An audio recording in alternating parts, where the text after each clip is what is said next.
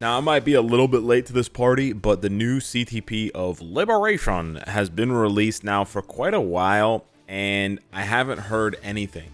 I mean, I have heard things, but I haven't heard anything that's like, yo, you gotta get this thing.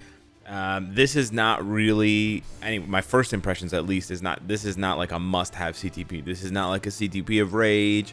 This is not like a CTP of Insight even, or Conquest. And for those of you wondering like what this CTP does, and I will integrate it into my top 10 characters for each CTP list when I produce the next one. But this CTP is basically like a new kind of support CTP geared towards, I would say, like the top 1% of players, maybe even like the top 0.1% of players, because if you look at what it does, it's got similar effects. It's got some of the same effects as Insight, with recovery rate and then increasing attack and defense. Doesn't have the HP, but it has guard break immunity. Keep that in mind. It does have guard break immunity.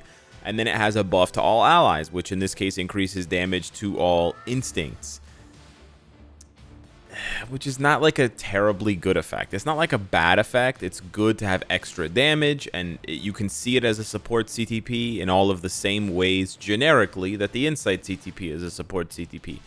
But you're probably wondering, and this is basically the biggest issue for the CTP of Liberation, is like, okay, well, if I have if I have 3 characters on a team, and 2 of them are performing this role, I only really have space for a 3rd character to have a support CTP.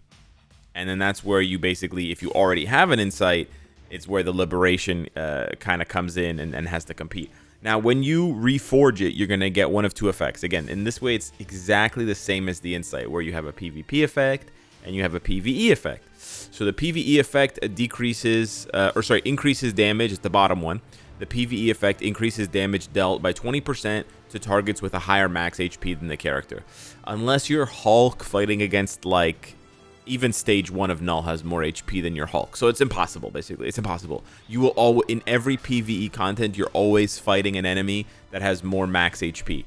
Now, for things like ABX and ABL, there's no max HP because there's no HP bar for the boss to have. But I assume that the boss has more HP. It would be really stupid if that's not the case. But then you consider that players are not, like high-end ABL players are not really noticing a score, like a meaningful score increase for having a mighty or even a brilliant Liberation with that 30% increased damage dealt. And keep in mind, those increased damage dealt targets effects, when it's above 50% HP, those do apply to ABX and ABL, and those are tremendously good. So I imagine that there may be some maybe a mistake in the coding that needs to be fixed later on. We know that the Conquest CTP got buffed after it was released. We know that the Rage CTP had to get tweaked after the reforging was released. They haven't always gotten CTP releases right. But then you also have the PvP effect, right? So there's a PvP effect at the top if you roll it for PvP effects instead of PvE effects. And now 1 increases all allies' HP by up to 25%, which is a lot for the Brilliant. It's 15% for the Mighty, which is still good. And then it decreases chain hit damage by 10% or 20% when attacked, which is also good. The decreased chain hit damage is good, especially on characters that you can stack that already have a lot of damage reduction. So if I had to give you like one character, just a single character that I think this CTP is good for, if you are a big fan of PvP, I would say Colossus. And I know by saying that you guys are already like, well, I already have an insight on Colossus, man. The thing is, the Insight CTP is a little bit more PvE leaning than PvP leaning. And the Liberation CTP is a little bit more PvP leaning, at least right now based on the testing, than PvE leaning. Liberation honestly doesn't seem to have much value in PvE. That bottom effect that increases damage dealt by 30% to targets with a higher max HP, it doesn't seem to have the same effect as the like quintessential ABX artifacts, which characters like Moon Knight have, where it says, right, increasing damage dealt to enemies with 50% HP or higher by 25%. So think about it this way. This artifact is very strong for Moon Knight in ABX. I mean, you don't use him anymore, but at the time it was insanely strong. And it's only a 25% increase, plus the extra instinct, whatever. But it's a base 25%, right? And it applies to enemies who have 50% of their HP or higher. And again, we assume that Surtur and the Frost Beast like never go below 50%. Do they even go below 100%. Like, we don't know, right? That the score bar is not necessarily their HP bar, right? It may be, it may not be. But with the liberation, that's not what it says. It doesn't say that it deals damage to enemies who have more than half of their HP. It just says that it increases damage dealt to targets with a higher max HP. So again, it could be something stupid as simple as they didn't code in a value for Surtur and the Frost Beast's HP, or they coded a very low value because they're both immortal anyways. And that's why players are not really noticing a very meaningful increase. Like, they are noticing a bit of an increase. I shouldn't say that this is like a useless CTP for PvE stuff, especially for scoring for like ABX and ABL, but it's not giving anywhere near the amount of value that the Brilliant Insight was giving when it came out, right? Increasing damage dealt to boss types by 25%. That's a noticeable buff. The top buff there is noticeable. It's also kind of confusing how the top buff for Insight is PvE and the bottom buff is PvP, but then for Liberation they kind of flip-flopped it. Again, that might be an intentional design decision to indicate that this is more of a PvP support CTP and this is more of a PvE support CTP.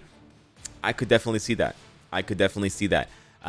Decreasing, and I just kind of said this when Liberation came out, decreasing additional pierce damage received by 30% seems good. But then you remember that they released that dev note saying, hey guys, we're going to tweak all of the PvP game modes, Timeline, Otherworld Battle, and Conquest. We're going to add a pierce reduction effect across the board so that pierce is not so oppressive and that characters are getting just one-shotted constantly. And if you go right now in Otherworld Battle, on top of that, there's literally a 70% decrease additional pierce damage received. So I hate to sort of point this out, but if you already have a high number increasing or decreasing, then adding a little bit more to that number doesn't do as much. It's a weird way of explaining it, and I'm not a mathematician, but basically, if you already have a 70% reduction in pierce, right? Let's say you have 25% pierce, okay? A 70% reduction is taking away almost 18% pierce. So that leaves you with 8% pierce, or sorry, that leaves you with 7% pierce if you round up to 18, right? It's 17.5. So the difference between that and then going is like, what are you gonna notice more, right? Having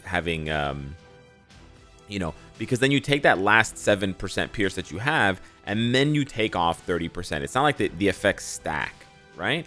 So then you take off 2%. So what's more noticeable, going from 25% pierce to 7, or going from 7% pierce to 5? No one's going to notice 7 to 5, but they're going to notice that huge drop from 25 down to 7. You lost 2/3, right? You lost like an insane amount. So yeah, that's essentially the problem. You already have a reduction, and so it seems like with those changes to PvP, it seems like Insight is positioned more now as a PvE support CTP, and they're trying to use Liberation as a replacement. But again, remember at the beginning of the video I said this is for like the top 1% of players. The majority of players don't give a shit about PvP that much, and they're not going to change their Colossus build or their Wasp build. Now, if you happen to get your hands on a Liberation, should you switch it from an Insight to a Liberation on a support character like Wasp or Colossus? I think you could certainly try it. I think it's more worth it when you have tier 4 characters for sure, rather than just tier 3 characters. So if you're still building up your roster and you in PvP you're not using a lot of tier 4s, I'd say whatever, wait. You could also wait until you have 2 Liberations and smash them together. I don't anticipate players are going to need a lot of these CTPs. However, there is one thing I do want to point out. I know I'm kind of throwing a lot of information out of order here, or sort of without a lot of organization, but it's possible that this CTP is going to increase in value after next month when we see the new multiplayer game mode. Remember how they said every player is going to have a different role in the multiplayer game mode, and that the roles are going to be distinct. It's possible that there's going to be a support role where the player doesn't actually like deal the majority of their damage, but maybe their stats are increased, and whatever support stats that they have, support CTPs, etc., get amplified, right? I don't know. I have no idea. That would be funny in a way, but maybe lame in a way, because then you're just like sitting there like a stat stick, not doing anything, just buffing everybody else. But if it's a quick game mode, it could still be really fun. and to see like really huge numbers, like, oh guys, I'm using my like I tier 4'd Storm just for the support buff in the new game mode, and her 55% elemental buff is now like 165%, right? That would be kind of funny, to be honest with you. And then I gave her like a brilliant liberation to triple that as well. I don't know, whatever. But yeah, the way I see it right now is two things. One, I don't think the liberation is very necessary. I don't necessarily regret spending on it personally. I have a few now, but I wouldn't go hard on the CTP. I don't think it's very worth it, particularly if you're not hardcore PvP. And that's the second thing that I think. I think the CTP is primarily for PvP, and I think even within the confines of PvP, players are still trying to figure out where to use this. Like if you look at the top PvP players, and you take a look at their builds for Sentry, some of them are actually using a CTP of Liberation. It's pretty nuts, but some of them are. I don't know if I can show you any examples here, because you get the orange circle of death and it just goes on forever. But you can actually find some players who are using a CTP of Liberation on their Sentry. And the reason for that is basically it's a test. It's a test to see how much these buffs really matter for PvP with the increased HP and the decreased chain hit, and then these other buffs as well. Because the guard break is really what sets it apart, right? And the guard break is really the big clue for me that it's more of a PvP oriented CTP than Insight, which doesn't have that. It has the max HP, but whatever, right? It's just whatever. And then the fact that the like it's so asymmetrical now that you think about it and you break it down. The PvP, when you get a brilliant or a mighty liberation, the PvP reforge effect has two effects. It's HP to all allies and decreased chain hit, whereas there's only one PvE effect. So obviously it's a PvP oriented CTP, which again I think that immediately like turns 80% of the player base, and they're just like, nah man, I'm not gonna bother with this shit. This is boring as hell. But on the other hand, for the people that are really into PvP, it doesn't seem that broken. It really doesn't seem that broken. Now, there may be some meta that comes out in the future that requires like one liberation or maybe two liberations. So I'm not saying it's completely useless. And I could certainly see, okay, if you guys wanted me to give you an example, I could certainly see a symbiote team coming up in the future like this, if they somehow work in a cleanse effect or maybe something like this here, because you already have a bunch of chain hit reduction given specifically to symbiotes by Agent Venom. And they could obviously produce new support characters in other factions to do this. This is not exclusive to symbiotes forever. It's sort of exclusive to symbiotes right now. But that being said, it could absolutely be applied to other factions in the future. But as you can see here, all symbiote allies, my bad, accidentally pressed away. All symbiote allies decrease chain hit damage by 35% when attacking. That's huge. And you know, that's a very noticeable effect. It also increases chain hit damage, so it has an offensive and defensive effect. And then we know that he also has the offensive defensive artifact. He's actually an insanely strong support. But if you couple that, right, if you couple that with a brilliant liberation and you stack a whole bunch of chain hit damage reduction, right, maybe that really cooks, especially with the increased HP, especially if they make more symbiotes very powerful, right? Maybe that's their goal. Again, I'm sort of seeing this in a forward-thinking way, and that's why I mentioned next update and I mentioned the new multiplayer game mode. But then again, the new multiplayer game mode sounds PvE oriented, so the liberation being PvP oriented doesn't really match that. So maybe their angle is like, okay, we're gonna release this new PvE game mode for the PvE boys.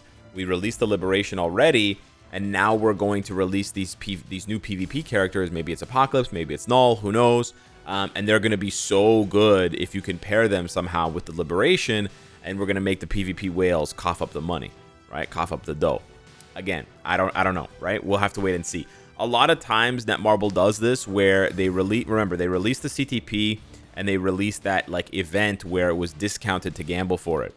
And then now the discount's gone, right? So now when the new CTP comes back up in the cycle, it's going to be full cost. And so all of the whales that gambled when it was discounted, not that I'm trying to get you to FOMO in or anything like that, okay? Please don't gamble.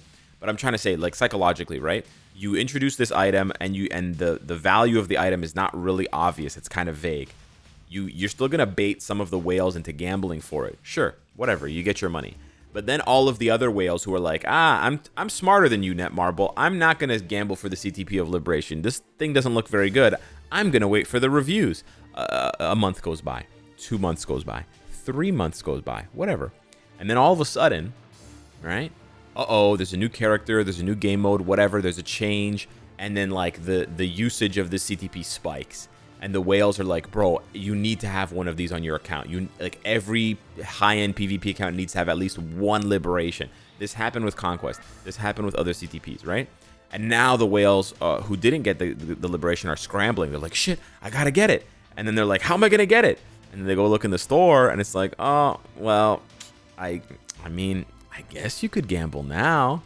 And that's when they get you, right? So I could see them doing that. They've definitely done that in the past, where they've released a new item or whatever, and it doesn't seem very good. And then later on, it becomes very good because of changes. And again, some of those could be intentional. Some of those could be accidental. They could just not know how to balance the shit, and then they have to figure it out later. And they're like, oh, I figured it out.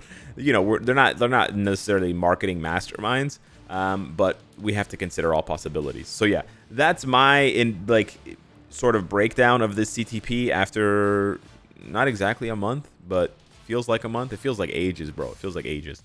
Don't FOMO into this.